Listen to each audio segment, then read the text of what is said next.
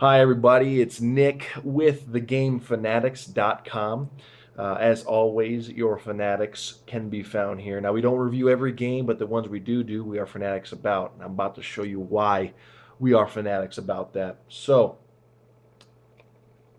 here's the thing there's a couple games I was thinking about recently. Number one, because I went to a zombie panel um, and they were talking about The Last of Us. Another one is because there was The Last of Us cosplay at Salt Lake Comic Con, and it got me thinking about Naughty Dog once again. Now, Naughty Dog, phenomenal company, phenomenal. They make some excellent games. Jack and Daxter, Uncharted, Last of Us. I'm sure they're working on some new IPs or have ideas for some new IPs. But my thing is with this in particular is that with the Uncharted series, okay, the Uncharted series there's a lot of questions. Now, a lot of people are saying, okay, they're done with the series. There's nowhere else they can go with this. Now, I beg to differ. I think that there's a lot of places they can go with it, and they're not just squeezing out what's left of the series. There's a lot to do. For instance, there's always that friendly, funny banter between Drake and Sully, talking about in Barcelona when he was always told to follow the hose and he did the wrong one. Anyways, there was a lot of friendly banter there. So those stories make me think there's a lot more adventures that they went on that we'll never get a taste of, right? If they're done with the series, which I don't think they are, honestly. There's a lot of places they can go with this still. My biggest questions start with Uncharted 3. Uncharted 3 starts out with a new character, Charlie or Cutter. Now, I don't know how they even knew him in the first place. Uh, Brand new character of the series. They act like they've known him for a long time. No idea about this guy. They're with Chloe, so this is definitely, we know where the timeline is, all this. But where did Cutter come into all this? Were they friends from a previous experience? Did money bring him into it? Just intrigued, like Drake's intrigued by treasures and so forth. So that's one of my biggest things is where's the storyline for Cutter? Not only that, but when the game ends, again, okay, let me let you know right off the bat, there will be spoilers in this. So if you have not played through three or any of the other ones, and you don't want me to waste it, go and turn off the video now. And if you haven't, shame on you for not playing it yet. Unbelievable. Anyways, so at the end of three, he destroys the city, as he always does, which is kind of annoying at this point. He destroyed two lost cities, basically, that will forever be lost now because they don't even exist. So we know what happens with Drake and Sully and Elena, but what happened to Chloe and Cutter or Charlie, right? What happened to them? There's no follow up. Last thing I knew, Cutter had broken his legs when he jumped off that building. Unless I'm missing something and you go back and play it again, but that's the last thing I remember hearing from him. Now, that's pretty frustrating. I mean, there's a lot of stuff that stories to tell. I know it's just all little stories here and there we could tell, but there's a whole game we could make out of this.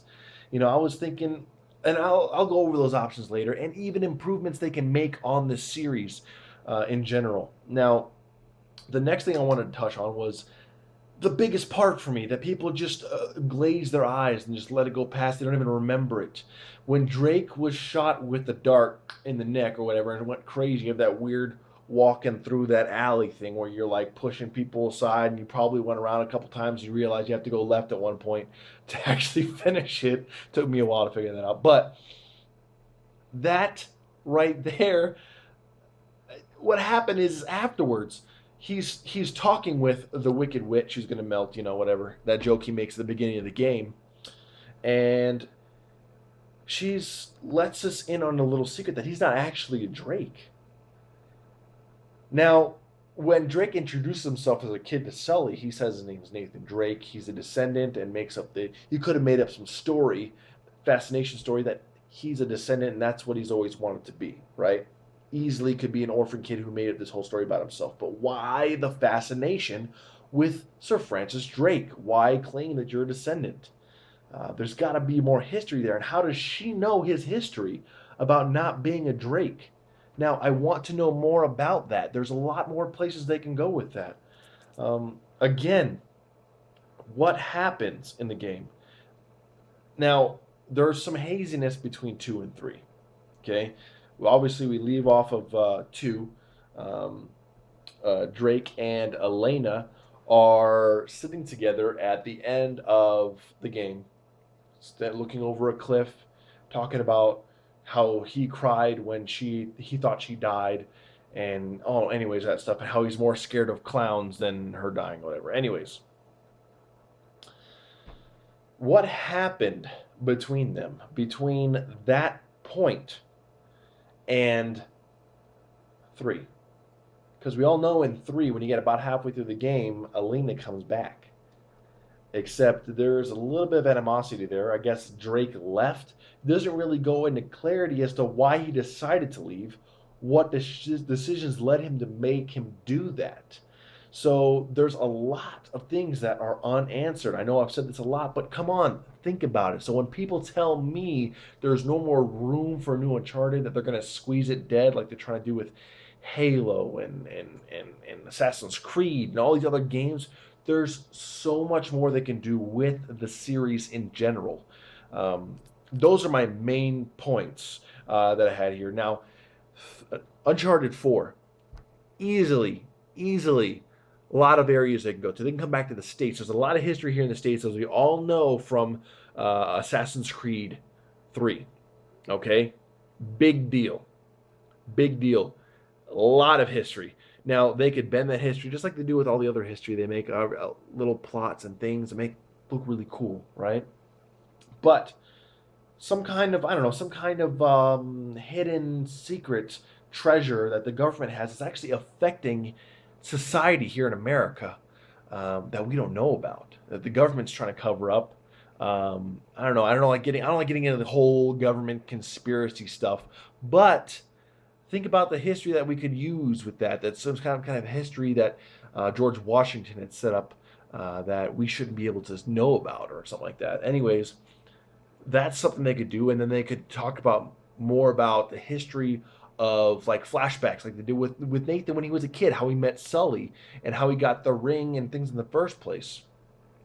Now, they could go back and talk about their situation with Cutter, what happened with Elena. They could cover up a lot of the stories in this fourth game to help us kind of conclude the series for those who are huge fanatics about the games. Now, there are some other options, obviously. That was just an idea. That's not what's going to happen. Or maybe it is, and I'm just psychic. But there's a lot of stuff they can add to the game. It's not just going to be another remake. Boom, it's out there. Drake's a monkey. He shoots. Boom, boom, boom. Destroys another city. That's it. No, there's a lot more they can do. Number one, they can make more escape options. You know, when the burning building in 3, you have to get out. There's only one way out. You are going that way, and that's it. If they give you a little bit more options to choose, maybe there could add some more replay value to the game. So if you leave one way, something happens that way. You leave this way, it happens this way. But the game continues the same direction, right? But at least it adds a little bit of replay value.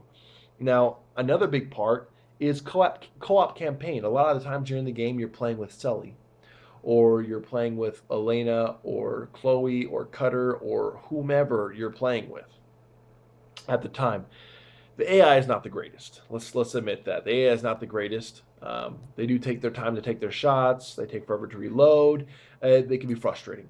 So there needs to be co-op campaign so that I can be able to hop on with my friend, play through the game with my friend, so we can experience the game together while we're chatting, talking about, oh man, this was freaking awesome. All that scene with the helicopter, oh, or whatever it may be.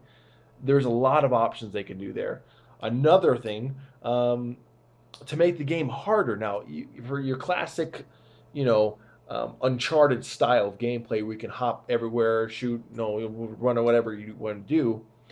On crushing mode or something, maybe a little more difficult mode, they can make it so that you have a stamina bar.